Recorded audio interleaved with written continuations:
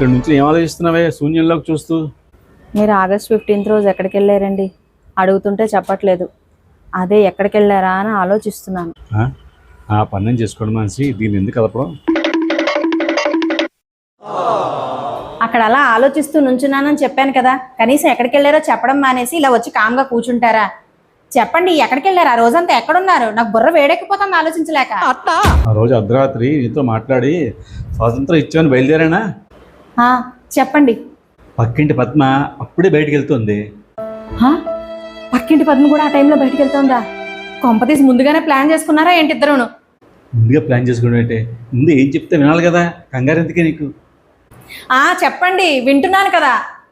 అర్ధరాత్రి ఆడది ఒంటరిగా బయటికి వెళ్ళినప్పుడే నిజమైన స్వాతంత్రం అని పెద్దవాళ్ళు చెప్పారు కదా, అది ప్రూవ్ చేయడానికి వెళ్తుందిట. ఒక్కతే బయటికి వెళ్తుంది కదా, దారిలో కుక్కలాడు ఉంటే ఇబ్బంది పడుతుందని వెనకాల దూరంగా ఫాలో అయ్యానే. మీరు అడగడం ఫాలో అవడం ఇన్ని జరిగాయి అన్నమాట. ఎందుకు ఎక్కడి దాకా వెళ్ళింది?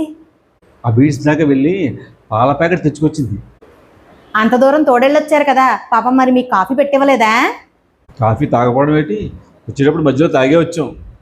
కాఫీ కూడా దగ్గరుండి తాగించి మరీ తీసుకొచ్చారనమాట. తర్వాత ఎక్కడికి వెళ్ళారు ఇంటికి రావడం మానేసి? ఆ రోజు నాకు స్వాతంత్రం ఇచ్చే కదా, నువ్వు అడగకూడదు, నేను చెప్పకూడదు. మరి అంత స్వాతంత్రం తీసుకున్నాను, ఏమీ చెప్పకూడదు, నువ్వు అడగకూడదు అన్నప్పుడు పద్మతో కలిసి బయటికి వెళ్ళి కాఫీ తాగొచ్చిన వివరాలు ఎందుకు చెప్పారు? పద్మ ఎలాగా నీకు చెప్తుందని ఆ ఒక్క విషయం చెప్పాను, మిగతా విషయాలు అడగకూడదు, నేను చెప్పకూడదు. వెళ్ళి నీ పని చూసుకెళ్ళి. ఏమండి చెప్పండి, అసలు పని మీద కూడా ధ్యాస పోవట్లేదండి. ఆలోచించి ఆలోచించి నిద్ర కూడా రావట్లేదు అసలు. ప్లీజ్ చెప్పండి, ఏమనను చెప్పండి.